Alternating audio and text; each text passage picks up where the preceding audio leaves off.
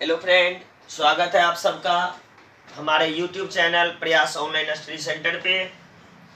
आज हम आप लोगों के बीच टाइम एंड डिस्टेंस का दूसरा क्लास लेकर उपस्थित हुआ हूँ।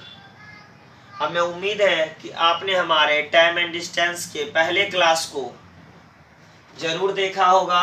अगर अभी तक आपने टाइम एंड डिस्टेंस का पहला क्लास नहीं देखा है तो वीडियो सेक्शन में जाके हमारे पहले क्लास को अवश्य देख लें।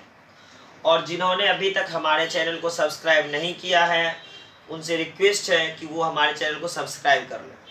तो चलिए आज देखते हैं टाइम एंड डिस्टेंस रिलेटेड सवाल को कैसे सॉल्व करना है। पहला सवाल है मेरा, एक कार की चाल 72 किलोमीटर प्रति घंटा है। एक कार की चाल 72 किलोमीटर प्रति घंटा है। बताएं कि यह कार 3 घंटे 20 मिनट में कितनी दूरी तय करेगी। बताएं कि यह कार 3 घंटे 20 मिनट में कितनी दूरी तय करेगी। दूरी तय करेगी अर्थात क्या चाहिए, हमें डिस्टेंस चाहिए। तो देखिए आपको जो दिया हुआ है, क्या दिया, एक कार की चाल दिया है कितना, 72 किलोमीटर पर आवर, और समय कितना दिया है, 3 घंटा 20 मिनट। तो दूरी बराबर आप क्या जानते हैं भाई, डिस्टेंस बराबर स्पीड इनटू क्या, टाइम। अब देखिए स्पीड आपका कितना है, 72 किलोमीटर में है, लेकिन यह जो समय है किसमें है, घंटा के साथ मिनट में है। इसे आपको क्या करना है, घंटा में बदल लेना है। 3 घंटा 20 मिनट है, इसमें किससे भाग दे दीजिएगा, 60 से। यानी मिनट को घंटा में बदलने के लिए 60 से भाग देना होता है। भाग दे दीजिए, 20 तिया 60। अब कितने हो गए, 3 तिया 9 1 10, 10 बटे कितना, 3 घंटा। तो टाइम कितना हो गया, 10 बटे 3 घंटा। आपका डिस्टेंस चाहिए, स्पीड आपको है और टाइम को आपने बदल लिया है। अब लिखिए क्या, 10 बटे 3। अब कटता है, इसे क्या करिए, कटा दीजिए। 24 तिया 72, 24 गुना 10 कितने हो गए, 240 किलोमीटर। तो ये बेसिक सवाल जो है आप अच्छी तरह से सॉल्व कर रहे होंगे। अब थोड़ा सा आगे बढ़ते हैं सवाल में। अब हमारा सवाल है, एक कार एक निश्चित दूरी 30 किलोमीटर प्रति घंटे की रफ्तार से तय करती है। एक कार एक निश्चित दूरी 30 किलोमीटर प्रति घंटे की रफ्तार से तय करती है और पुनः वह वापस इस दूरी को 60 किलोमीटर प्रति घंटे की रफ्तार से तय करती है। तो बताएं कि कुल यात्रा में इस कार की औसत चाल क्या है। तो सवाल देखिए क्या था, एक कार एक निश्चित दूरी को 30 किलोमीटर प्रति घंटे की रफ्तार से तय करते हैं। डिस्टेंस क्या है, कांस्टेंट है, एक ही दूरी है। तो क्या करें, एक निश्चित दूरी को जब तय करते हैं तो स्पीड क्या दिया है आपको, 30 किलोमीटर प्रति घंटा। ये क्या है, किलोमीटर प्रति घंटा। 30 किलोमीटर प्रति घंटे की रफ्तार से तय करती है और पुनः वापस उसी दूरी को, यानी अगर वह पॉइंट P से गया Q तक और पुनः P से Q जाने के बाद जो 30 किलोमीटर प्रति घंटे की रफ्तार से गया है, वापस वह इसी दूरी को 60 किलोमीटर प्रति घंटे की रफ्तार से तय करता है। अर्थात पुनः इसी दूरी को वह 60 किलोमीटर प्रति घंटे की रफ्तार से क्या करता है, तय करता है। तो बताएं कि कुल यात्रा में उसकी औसत चाल क्या है। तो एवरेज स्पीड आपको पूछा गया है। औसत चाल बराबर क्या होता है भाई, 2 इंटू S1 इंटू S2 बटे S1 प्लस क्या, S2। तो देखिए 2 इंटू S1 का तात्पर्य क्या है, 30, और S2 का तात्पर्य क्या है, 60, और 60 और 30 का योग कितने हो गए, 90। अब कटता है तो कटा दीजिए, 30 तिया 90, 20 तिया 60, 20 दूनी 40 किलोमीटर प्रति घंटा। तो कुल यात्रा में जो चाल है कार की, क्या है, औसत चाल 40 किलोमीटर प्रति घंटा है। तो चलिए नेक्स्ट अब सवाल देखते हैं और एवरेज स्पीड से रिलेटेड किस टाइप का सवाल आता है।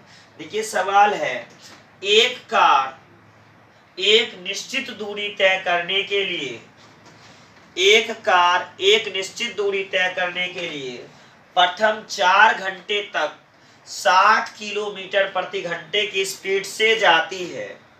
एक कार एक निश्चित दूरी तय करने के लिए प्रथम 4 घंटे तक 60 किलोमीटर प्रति घंटे की रफ्तार से जाती है और अगले 6 घंटे तक 80 किलोमीटर प्रति घंटे की रफ्तार से जाती है और अगले 6 घंटे तक 80 किलोमीटर की रफ्तार से जाती है। तो बताएं कि कुल यात्रा में इस कार की औसत चाल क्या है। तो बताएं कि कुल यात्रा में इस कार की औसत चाल क्या है। तो देखिए अब कैसे सवाल को हमको सॉल्व करना है।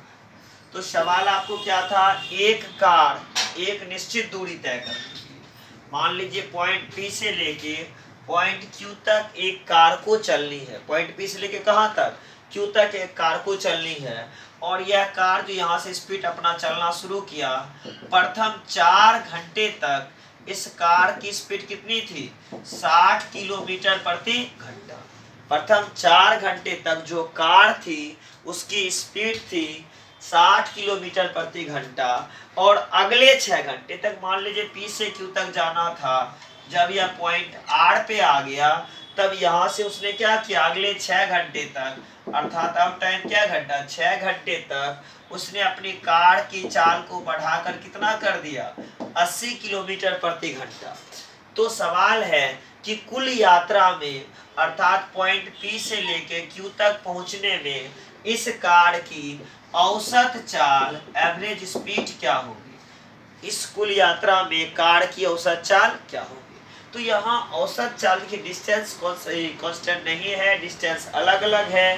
तब ऐसी स्थिति में औसत चाल बराबर एवरेज स्पीड बराबर हमें किस फॉर्मूला का इस्तेमाल करना है, total distance but total time, अर्थात कुल दूरी बटे कुल समय का इस्तेमाल करना है।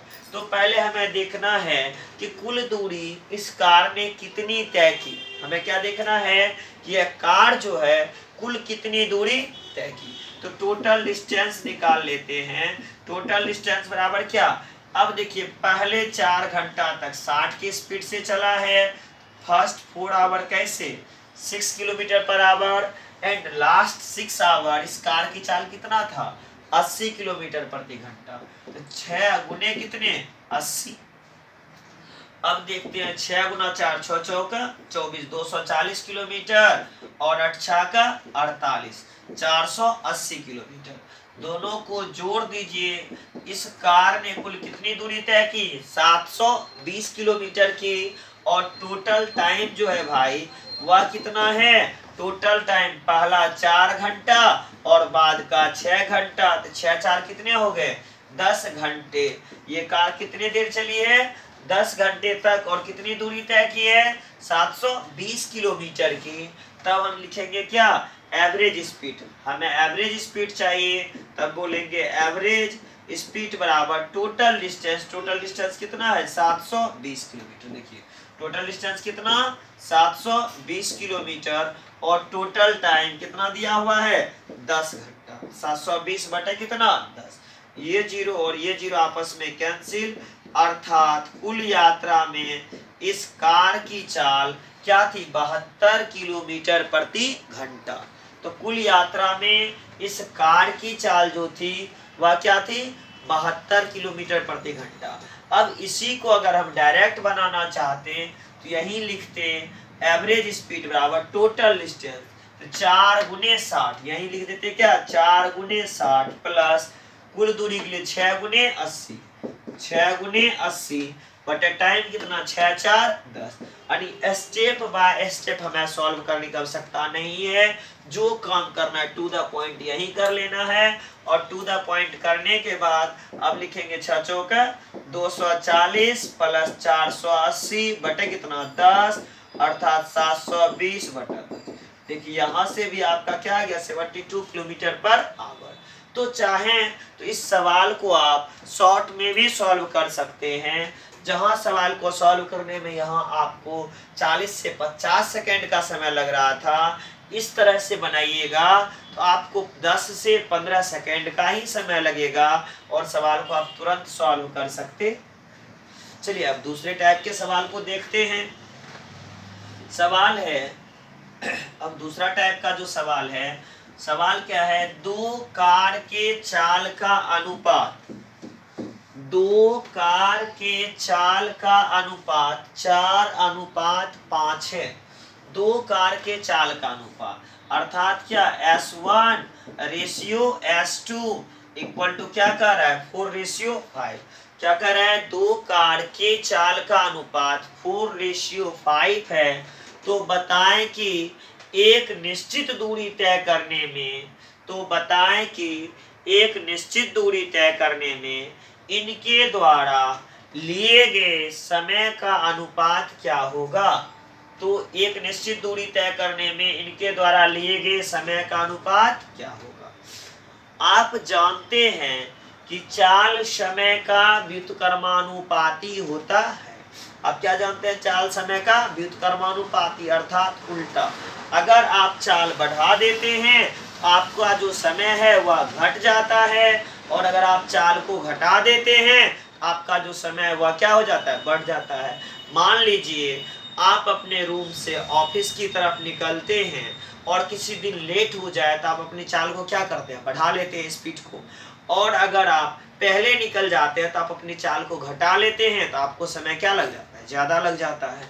वही बात यहाँ है, चाल समय का व्युत्क्रमानुपाती अर्थात T1 रेशियो क्या लिखना होगा हमको, T2 बराबर क्या, 1/4 रेशियो 1/5 इक्वल टू 5 गुने 1 कितने हो गए, 5, और 4 गुने 1 4। तो इनके द्वारा लिए गए समय का अनुपात कितना हो जाएगा, 5:4। कंफर्म रहिए कि चाल समय का क्या होता है, व्युत्क्रमानुपाती होता है। चलिए इसी टाइप से एक और सवाल देखते हैं। देखिए, एक निश्चित दूरी तय करने में, एक निश्चित दूरी तय करने में 3 कार के द्वारा लिए गए समय का अनुपात, एक निश्चित दूरी तय करने में 3 कार के द्वारा लिए गए समय का अनुपात T1 ratio T2 ratio T3। 3 car के द्वारा एक निश्चित दूरी तय करने में इनके द्वारा लिए गए समय का अनुपात 2:3:4 है, 2:3:4 है। तो बताएं कि इनके चाल का अनुपात क्या होगा। तो बताएं कि S1 ratio S2 ratio S3 का मान क्या होगा। तो आप क्या जान रहे हैं, चाल समय का व्युत्क्रमानुपाती, और समय भी चाल का तब व्युत्क्रमानुपाती होगा। तो क्या निकाल दीजिएगा, S1 रेशियो S2 रेशियो क्या, S3 इक्वल टू क्या हो जाएगा, 1/2 रेशियो 1/3 रेशियो 1/।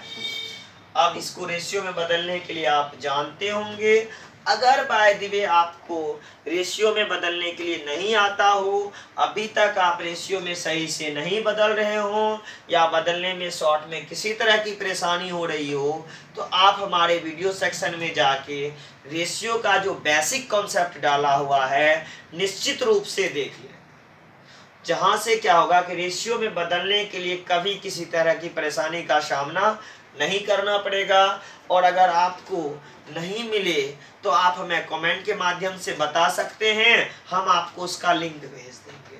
चलिए अब देखते हैं क्या कह रहा है, S1 S2 S3। तो जिसको लिखना उसका अंश लेना है, बाकी का हर लेना है। S1 चाहिए 1 गुने 3 4 3 12, रेशियो का चिन्ह दिए। S2 लिखना है दूसरा वाला, तो ये क्या लेंगे, 1 का अंश बाकी का हर, 1 गुने 2 2, 4 दूनी 8। फिर चिन्ह किसका देंगे, रेशियो का। अब S3 लेना था, अब S3 बराबर क्या हो जाएगा, 1 ऊपर वाला अंश बाकी का हर, 3 दूनी 6। अब अगर ये कटता है तो इसे हम क्या करेंगे, कटा देंगे। देख रहे हैं कि 2 से हर कोई कट रहा है, 6 4 3। तो इनके द्वारा क्या कर रहा है आपको, इनके चालों का अनुपात कितना हो जाएगा, 6:4:3। 6:4:3। तो व्युत्क्रमानुपाती का उल्टा अर्थात व्युत्क्रमानुपाती का अर्थ ये नहीं है कि आप इसे गलती से 4:3:2 कर दें, आपको उसका रिवर्स करके रेशियो निकालना होगा, फिर आप आंसर देने में सक्षम हैं। चलिए नेक्स्ट, इससे रिलेटेड एक और सवाल देखते हैं। एक निश्चित दूरी तय करने में, देखिए सवाल क्या कर रहा है, एक निश्चित दूरी तय करने में एक कार, जीप और बस, एक निश्चित दूरी तय करने में एक कार, जीप और बस के चाल का अनुपात, एक कार, जीप और बस के चाल का अनुपात 3:4:5 है। चलिए कार S1 S किसका, कार का, S किसका, जीप का स्पीड और S किसका, बस का। एक कार, जीप और बस के चाल का अनुपात 3:4:5 है। तो सवाल क्या कह रहा है, एक निश्चित दूरी तय करने में एक कार, जीप और बस के चाल का अनुपात 3:4:5 है। तो बताएं कि तीनों के द्वारा लिए गए समय का अनुपात क्या होगा। तो बताएं कि तीनों के द्वारा या इनके द्वारा लिए गए समय का अनुपात क्या होगा। T1:T2 रेशियो क्या चाहिए, T3। T1:T2 T3 का मान क्या होगा। तो चलिए चाल समय का व्युत्क्रमानुपाती या समय चाल का व्युत्क्रमानुपाती, चलिए तो निकालने के लिए क्या लिखना होगा, 1/3:1/4:1। अभी तुरंत हम देखे थे थोड़ा देर पहले, जस्ट इससे पहले का क्वेश्चन, 1×4×5 4 पंचे 20, 1×3×5 3×1 5 तिया 15, फिर 1×4×3 4 तिया 12। अगर तीनों सेम किसी एक संख्या से कटती हो तो हम इसे कटा सकते हैं, और एक संख्या से नहीं कटती हो तो इसे नहीं कटाएंगे। देखिए किसी संख्या से तीनों नहीं कट रहा है तो इनके द्वारा लिए गए समय का अनुपात बस यही होगा। चलिए अब दूसरा सवाल देखते हैं। आपका सवाल है अब, एक बस की चाल 60 किलोमीटर प्रति घंटे है। एक बस की चाल 60 किलोमीटर प्रति घंटे है, परंतु बार बार रुकने के कारण इस बस की चाल घटकर 48 किलोमीटर प्रति घंटा हो जाती है। परंतु बार बार रुकने के कारण इस बस की चाल घटकर 48 किलोमीटर प्रति घंटा हो जाती है। तो बताएं कि यह बस 1 घंटे में कितने मिनट के लिए रुकती है। तो बताएं कि यह बस 1 घंटे में कितने मिनट के लिए रुकती है। देखिए सवाल क्या कर रहा है, एक बस की चाल 60 किलोमीटर प्रति घंटा, स्पीड क्या दिया है बस का, 60 किलोमीटर प्रति घंटा, किलोमीटर प्रति घंटा है, किलोमीटर km/h। परंतु बार बार रुकने के कारण इसकी चाल हो कितनी जाती है, 48 किलोमीटर प्रति घंटा। जस्ट इमेजिन कीजिए पॉइंट ए से लेके पॉइंट बी तक, अब गाड़ी जब बस चल रही है तो उसे बार बार रुकना ही पड़ेगा, क्योंकि उसे पैसेंजर चढ़ाना है, पैसेंजर को क्या करना है, उतारना है। इस काम के लिए बस क्या करती है, घंटा बाद बीच बीच में प्रत्येक स्टॉपेज पे रुकती है। तो बस की अगर रियल स्पीड देखी जाए तो वह क्या है, 60 किलोमीटर प्रति घंटा। लेकिन बस चलती कैसे है 1 घंटे में, मात्र 48 किलोमीटर। 48 किलोमीटर क्यों चलती है, क्योंकि बस को बार बार रुकना होता है। मान लीजिए पॉइंट ए से लेके पॉइंट बी तक की दूरी कितनी दी हुई है, 48 किलोमीटर, और यह जो है बस कितने घंटे में तय करती है, 48 किलोमीटर प्रति घंटा है। तो बस कितना समय लेती है, 1 घंटे का समय लेती है। अगर इस बस को रुकना ना पड़े और पॉइंट ए से लेके कहां तक जाना हो, पॉइंट बी तक, बिना रुके हुए जो गाड़ी पर डे बीच बीच में रुककर पैसेंजर को उतार रही थी, चढ़ा रही थी, अब उस गाड़ी को रुकनी नहीं है। उस गाड़ी को कह दिया जाए कि तुम चलते रहो, बीच में कहीं नहीं रुकना है।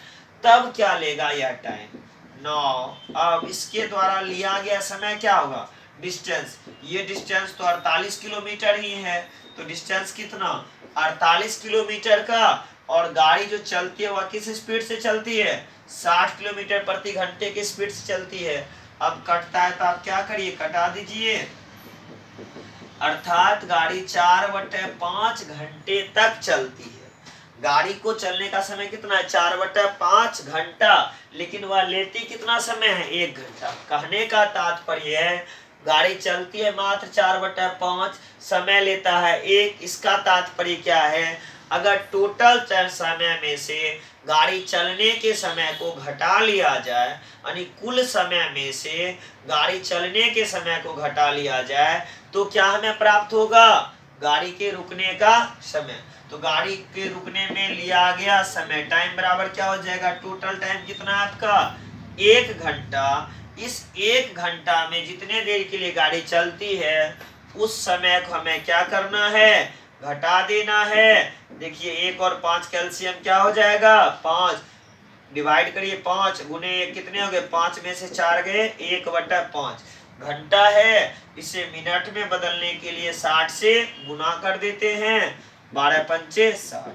अर्थात 1 घंटे में गाड़ी क्या मिनट के लिए रुकती है, 12 मिनट के लिए। 1 घंटे में गाड़ी कितने समय के लिए रुकती है, 12 मिनट के लिए गाड़ी 1 घंटे में रुकती है। अगर हम चाहें तो इस सवाल को इतने डिटेल से ना बना करके हम शॉर्ट में ही सॉल्व कर सकते हैं। शॉर्ट में से कैसे सॉल्व करना है, लिखना क्या है, गाड़ी की वास्तविक चाल, गाड़ी की वास्तविक चाल रियल स्पीड माइनस गाड़ी के द्वारा तय करने में लिए गए चाल, यानी यूज किया गया चाल। जैसे गाड़ी का रियल चाल कितना है, 60 किलोमीटर प्रति घंटा, लेकिन गाड़ी की वास्तविक चाल तो 60 है, लेकिन यह जो गाड़ी का चाल चलती किस स्पीड से है, जिस स्पीड से गाड़ी चल रही है उस चाल को लिखिए। ये गाड़ी का वास्तविक स्पीड है और ये गाड़ी का तात्कालिक स्पीड है, जिस स्पीड से गाड़ी चल रही है, डिवाइड बाय क्या, गाड़ी की वास्तविक चाल। जो गाड़ी की वास्तविक चाल है उसे लिखना है। अब इसे क्या करना है, बस सॉल्व कर देना है। ये आपका किस में आएगा, घंटे में आएगा। अगर मिनट में बदलना हो तो 60 से गुना करना है, और मिनट में नहीं बदलना हो तो 60 से गुना करने की आवश्यकता नहीं है। 60 में से 48 घटाइए, देखिए क्या आया, 12 बटे कितना 60। अब देखिए अगर इसे हम कटा देते तो 1/5, देखिए 1/5 घंटा ही आया ना। इसे मिनट में बदलने के लिए 60 से गुना, 12×5 = 60। तो डायरेक्ट आप सवाल को सॉल्व कर सकते हैं। इस टाइप के सवाल को सॉल्व करने के लिए आपको एक्स्ट्रा समय की आवश्यकता नहीं होगी, आप सवाल को देखते ही सॉल्व कर लीजिएगा। चलिए नेक्स्ट सवाल देखते हैं। अब देखिए इसी से रिलेटेड एक और सवाल देखते हैं। अब देखिए सवाल क्या है, एक रेलगाड़ी की वास्तविक चाल 80 किलोमीटर प्रति घंटा है। एक रेलगाड़ी की वास्तविक चाल 80 किलोमीटर प्रति घंटा है, परंतु बार बार रुकने के कारण इस गाड़ी की चाल घटकर 72 किलोमीटर प्रति घंटा हो जाती है। परंतु बार बार रुकने के कारण इस गाड़ी की चाल घटकर 72 किलोमीटर प्रति घंटा हो जाती है। तो बताएं कि यह गाड़ी 1 घंटे में कितने मिनट के लिए रुकती है। तो बताएं कि यह गाड़ी 1 घंटे में कितने मिनट के लिए रुकती है। तो चलिए देखिए इस सवाल को सॉल्व करते हैं। डायरेक्ट टाइम हमें निकालना है। गाड़ी की वास्तविक चाल कितना है, 80 किलोमीटर प्रति घंटा। गाड़ी चल किस स्पीड से रही है, 72 से डिवाइड किससे करना है, वास्तविक चाल से, और मिनट में लाने के लिए 60 से गुना कर देना है। इस बार आपको डिटेल में सॉल्व करने की आवश्यकता नहीं है, सवाल को देखना है और तुरंत सॉल्व कर देना है। चलिए 80 में से आप 72 घटा लीजिए। 80 में से 72 घट गए, क्या बच गए, 8 बाय क्या 80 गुने क्या 60, ये 0 ये 0 ये 8 ये 8 कट गया, क्या मिनट हो गया, 6 मिनट। अर्थात रेलगाड़ी जो है 1 घंटे में 6 मिनट के लिए रुकती है। अर्थात रेलगाड़ी कितने समय के लिए रुकती है? रेलगाड़ी 1 घंटे में 6 मिनट के लिए रुकती है। चलिए, अब इस टाइप के सवाल में आपको कोई परेशानी नहीं होगी और सवाल देखते ही आप सॉल्व कर सकते हैं।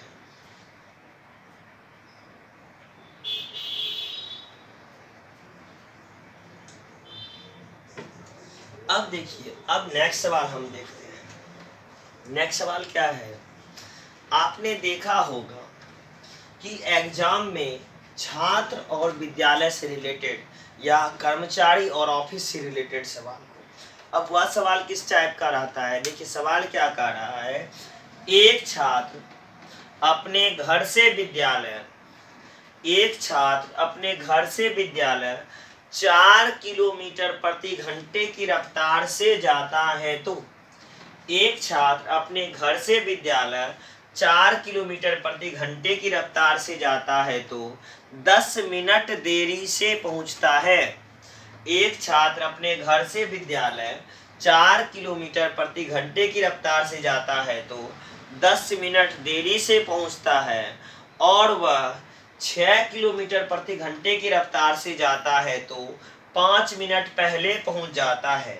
बताएं कि उस छात्र के घर से विद्यालय की दूरी क्या है? तो बताएं कि उस छात्र के घर से विद्यालय की दूरी क्या है। सवाल क्या कह रहा है, एक छात्र, मान लीजिए पॉइंट ए पे छात्र का घर है और पॉइंट बी पे छात्र का स्कूल है। क्या कह रहा है, एक छात्र 4 किलोमीटर प्रति घंटे की रफ्तार से, मान लीजिए पहले दिन जो है छात्र 4 किलोमीटर प्रति घंटे की रफ्तार से चला तो पहले दिन के लिए इसका चाल क्या था, 4 किलोमीटर प्रति घंटा था। और घर से विद्यालय तक की दूरी है नहीं, हम मान लेते हैं कितना किलोमीटर है, x किलोमीटर। उसके घर से विद्यालय की दूरी कितना है, x किलोमीटर। और जब वह x किलोमीटर की दूरी को 4 किलोमीटर प्रति घंटे की रफ्तार से गया तो कितने मिनट देरी से पहुंचा, 10 मिनट देरी से पहुंचा। तो विद्यालय तक पहुंचने में छात्र के द्वारा लिया गया समय कितना होगा, x कुल दूरी बटे कितना, 4, x बटे क्या आ गया, 4 हो गया। अब ये क्या है, छात्र के द्वारा लिया गया समय और छात्र 10 मिनट क्या है, देरी से विद्यालय पहुंचा है। अगर हम रियल टाइम में आए, मान लीजिए 10 बजे आपका विद्यालय शुरू होता है तो वह छात्र 10 मिनट देरी कर 10:10 पे पहुंचा है, उसे निश्चित रूप से टीचर से डांट लग रही होगी कि भाई लेट क्यों आया।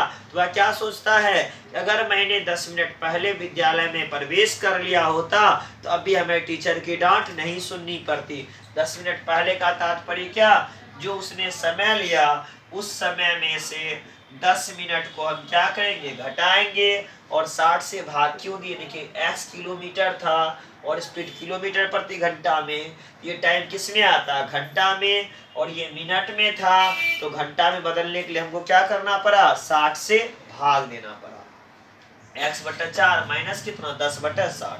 तो ये उसका रियल टाइम पहले दिन का पहला समीकरण।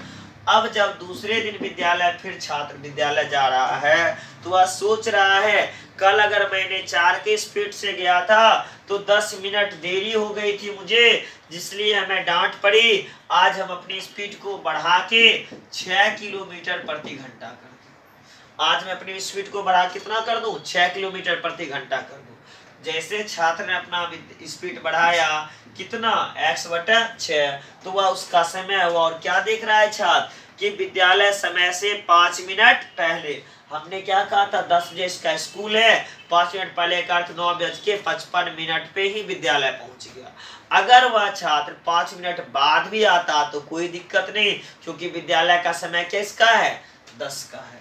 तो अब क्या लिखेंगे, अब देखिए इसमें 5 मिनट पहले पहुंचा तो 5 मिनट और जोड़ देंगे तो विद्यालय पहुंचने का क्या आ जाएगा, रियल टाइम। ये दूसरा समय है, ये कौन सा समय है, दूसरा। देखिए ये भी छात्र के द्वारा विद्यालय पहुंचने में लिया गया रियल टाइम है, राइट टाइम है, और ये भी विद्यालय पहुंचने में लिया गया नियत समय। दोनों समय आपस में क्या होगा, बराबर होगा। तो हम लिख सकते हैं फ्रॉम फर्स्ट एंड सेकेंड, पहले था दूसरे से, लेफ्ट साइड बराबर है तो राइट साइड भी क्या होगा, बराबर। तो क्या लिखेंगे, x/4 -10/60 equal to x/6 plus क्या 5/60। हम x को x के पास ले जाएंगे और अंक को किसके पास ले जाएंगे, अंक के पास ले जाएंगे, तो क्या हो जाएगा x/4, इधर प्लस में इस तरफ आएगा तो किस में आ जाएगा, माइनस में। प्लस के बदले किस में आ जाएगा, माइनस में आ जाएगा। तब क्या हो जाएगा x/6, x/6 और इक्वल टू क्या 5/60 माइनस है तो प्लस क्या 10/60। अब देखिए 4 और एल्स का एलसीएम क्या हो जाएगा 4 गुने 6। अब मन में आ रहा होगा कि सर एलसीएम नहीं ले रहे, 4 गुने 6 क्यों कर रहे हैं। इसका भी जवाब हम समय आने पे देंगे। तत्काल 4 × 6 ही लिखते हैं। 4 से डिवाइड किए क्या बचा 6x - 4x। एलसीएम यहाँ क्या आया 60 आया, 5 प्लस क्या 10। अब देखिए दोनों जगह x है तो हम x को क्या करते हैं कॉमन ले लेते हैं। अब मेरे पास क्या बचा 6 - 4 इंटू क्या 6 × 4 5 + 10 बाय कितना 60। इसलिए x अर्थात डिस्टेंस बराबर क्या हो गया मेरा 6 × 4 डिवाइड बाय 6 - 4 मल्टीप्लाई 10 + 5 बाय क्या 60। यहाँ अगर आप गौर से देखें तो यही आपका शॉर्टकट है। शॉर्टकट क्या हो गया, जब दूरी निकालना हो x क्या है डिस्टेंस है तो हम लिखे दूरी। अब देखिए 6 क्या है आपका पहली चाल और दूसरी चाल, एक पहली चाल और ये दूसरी चाल, तो इसे क्या सकते हैं S1 और S2। हम इसे क्या लिख लेते हैं S1 गुना क्या S2 पहली चाल गुना दूसरी चाल डिवाइड बाय S2 - S1। अर्थात ज्यादा चाल में से सदैव आपको कम चाल को घटाना है। हो सकता था विद्यार्थी पहले ज्यादा से जाता तो पहले पहुंचता और बाद में स्लो से जाता तो देर से पहुंचता। अर्थात सदैव बड़े में से छोटे को घटाना है। मल्टीप्लाई, अब देखिए 10 और 5 दोनों क्या उसके स्कूल पहुंचने में लिए गए समय, तो T1 और T2, T1 प्लस क्या T2 डिवाइड बाय क्या लिख दीजिएगा 60। अगर समय मिनट में हो तब ये 60 लिखा जाएगा, अगर समय मिनट में नहीं हो तब ये 60 नहीं लिखा जाएगा। तो हम जो इस सवाल को इतना लंबा चौड़ा सॉल्व कर रहे थे, हम आपको सिर्फ फॉर्मूला निकालने के लिए बता रहे थे कि किस तरह से आप शॉर्टकट में इस सवाल को सॉल्व कर सकते हैं। तो चलिए अब क्या हो गया S1 इंटू क्या S2 divide by S2 minus S1। अब इसी चीज का वैल्यू पुट करना है। अब ऐसा भी हो सकता है कि दोनों बार वह पहले ही पहुंच जाए या दोनों बार ही देर से पहुंचे। तो ऐसी स्थिति में T1 प्लस T2 जो है T1 माइनस T2 हो जाएगा या T2 माइनस T1 हो जाएगा। वह किस परिस्थिति में होगा, जब वह या तो पहले ही पहुंच जाए दोनों बार या तो बाद में ही पहुंचे। हम हर तरह से आपको सवाल बना के बता देंगे ताकि कोई कंफ्यूजन ना रहे कि कब प्लस होगा कब माइनस होगा। तो यहाँ क्या हो जाएगा T1 माइनस T2 बाय क्या 60। या ये भी हो सकता है कि आपका डिस्टेंस निकालने के लिए S1 इंटू S2, ये तो सदैव रहेगा ही, S2 minus S1 T2 minus T1 bye क्या 60। किसी एक फॉर्मूले का इस्तेमाल होगा। हम हर तरह से हर टाइप के सवाल को बता के तीनों फॉर्मूला का इस्तेमाल करके आपको एक एक सवाल बता के संतुष्ट कर देंगे कि आपको किसी भी प्रकार की परेशानी ना हो। ऐसा ना हो कि फॉर्मूला लिखा हुआ है और जब सवाल बना रहे हैं तो सवाल सॉल्व ही नहीं हो रहा है। बस इतना केयर करना है कि अगर समय मिनट में रहे तब 60 से भाग देना है और समय अगर मिनट में ना रहे तो 60 से भाग देना नहीं है। हो सकता है कि लंबी दूरी हो तो घंटे में लेट पहुंचे, तब ऐसी स्थिति में ये 60 को लिखना नहीं है। तो अभी जो हम सवाल देख रहे थे, अब इस मेथड को हम हटा लेते हैं और पुनः इसी सवाल को देखते हैं। तो सवाल क्या था, एक छात्र अपने घर से विद्यालय 4 किलोमीटर प्रति घंटे की रफ्तार से चलता है तो 10 मिनट देरी से पहुंचता है और 6 किलोमीटर प्रति घंटे की रफ्तार से चलता है तो 5 मिनट पहले पहुंच जाता है। तो बताएं कि घर से विद्यालय की दूरी क्या है। तो हमें डिस्टेंस बराबर क्या लिखना है, तो डिस्टेंस बराबर क्या हो जाएगा, S1 4 गुने 6/6 माइनस क्या 4, अब गुना क्या हो जाएगा T1 प्लस T2, यही वाला फॉर्मूला है ना, 10 जोड़ 5 बटे कितना 60। अभी तुरंत यही स्टेप लिख के हम जो लास्ट में आपको आया होगा इस जगह पे, उस स्टेप को हम लिख के मिटाए थे, पुनः उसी को हम लिखे हैं। आप देखिए यहाँ से सॉल्व करिए। अब जस्ट सोच लीजिए जो वहां तक किए थे वही स्टेप डायरेक्ट यहाँ आ गया, यानी आपको उतना लंबा चौड़ा बनाने की आवश्यकता नहीं है। 6 गुना 4 कितने हो गए 24, 6 में 4 गया 2, 10 5 15 बटे कितना 60। अब कटा दीजिए 15 चौका 60, 4 से कटा दीजिए 4 6 24 और 3 दूनी 6, अर्थात छात्र के घर से विद्यालय की दूरी 3 किलोमीटर है। छात्र के घर से विद्यालय की दूरी कितनी किलोमीटर है, 3 किलोमीटर है। तो आप इस तरह के सवाल को मात्र 10 सेकेंड में बना सकते हैं। जहां आपको सवाल बनाने में 1 मिनट का समय लग रहा था, 2 मिनट का समय लग रहा था, अब वही सवाल बनाने में आपको 10 सेकेंड का भी समय नहीं लगेगा। चलिए इसी टाइप के एक और सवाल को देखते हैं। अब सवाल है, एक छात्र अपने घर से विद्यालय, देखिए वही सवाल है, एक छात्र अपने घर से विद्यालय 5 किलोमीटर प्रति घंटे की रफ्तार से जाता है तो S1 कितना है, एक छात्र अपने घर से विद्यालय 5 किलोमीटर प्रति घंटे की रफ्तार से जाता है तो 10 मिनट देरी से पहुंचता है। 5 किलोमीटर प्रति घंटे की रफ्तार से जाता है तो 10 मिनट देरी से पहुंचता है।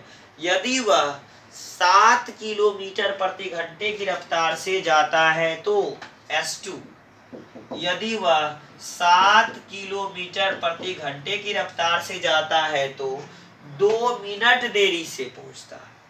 यदि वह 7 किलोमीटर प्रति घंटे की रफ्तार से जाता है तो 2 मिनट देरी से पहुंचता है। देखिए दोनों कंडीशन में छात्र देरी से ही पहुंच रहा है, दोनों कंडीशन में क्या हो रहा है, छात्र देरी से ही पहुंच रहा है। और पूछ क्या रहा है, तो बताएं कि छात्र के घर से विद्यालय की दूरी क्या है।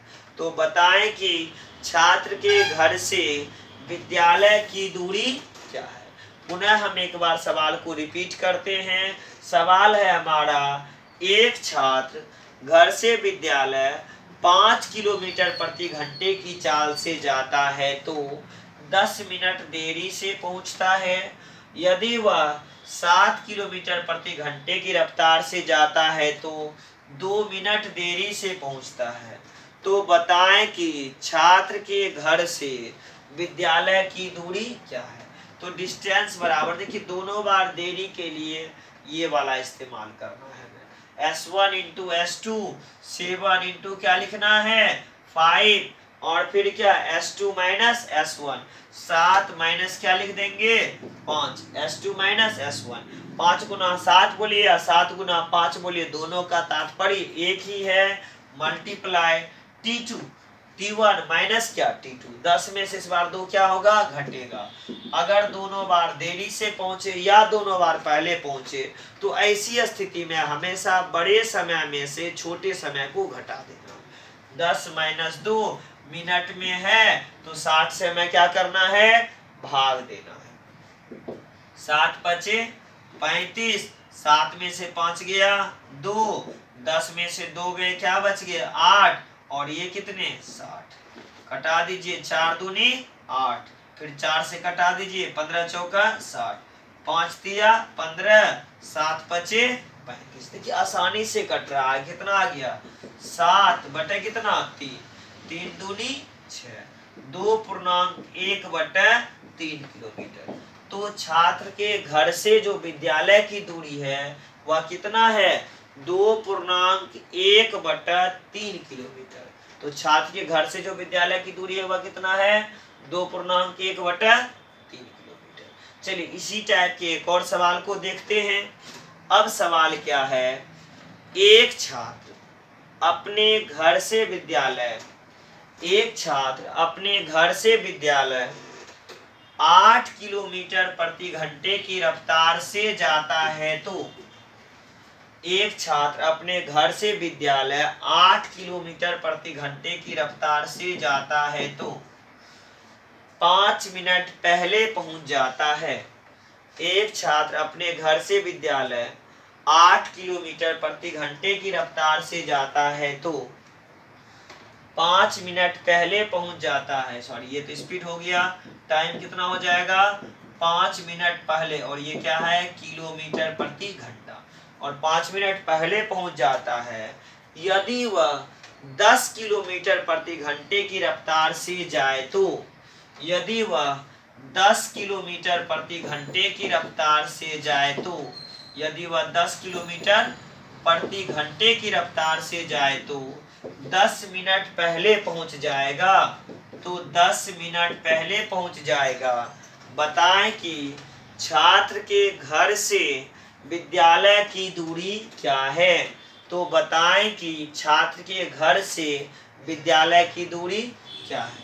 तो डिस्टेंस बराबर फिर क्या हो जाएगा भाई, S1 into S2 divide by क्या, S2 माइनस क्या, S1 मल्टीप्लाई, इस बार क्या हो जाएगा, T2 माइनस क्या, T1 बाय क्या 60। हम इस स्टेप का इस्तेमाल कर रहे हैं। तो S1 की जगह पे आपको क्या लिखना है, 8 गुने 10 डिवाइड बाय क्या हो जाएगा, 10 माइनस 8 मल्टीप्लाई T2 आपका क्या था 10 और T1 आपका क्या था 5 बाय क्या 60। चलिए 10 गुने 8 कितने हो गया 80 डिवाइड बाय 10 में से 8 गया कितना हो गया 2 मल्टीप्लाई 10 में से 5 गए 5 डिवाइड बाय कितने 60। चलिए कटा दीजिए, 20 चौका 80 और फिर 20 तिया 60 और ये कट गया 2 दूनी 4 5 दूनी 10 बटे कितना 3 अर्थात कितना 3.1/3 किलोमीटर। तो छात्र के घर से जो विद्यालय की दूरी थी वह क्या थी 3.1/3 किलोमीटर। तो आप देख रहे हैं इस टाइप के सवाल को बनाने में भी अब जो समय ज्यादा लग रहा था अब बिल्कुल भी समय ना के बराबर लगेगा।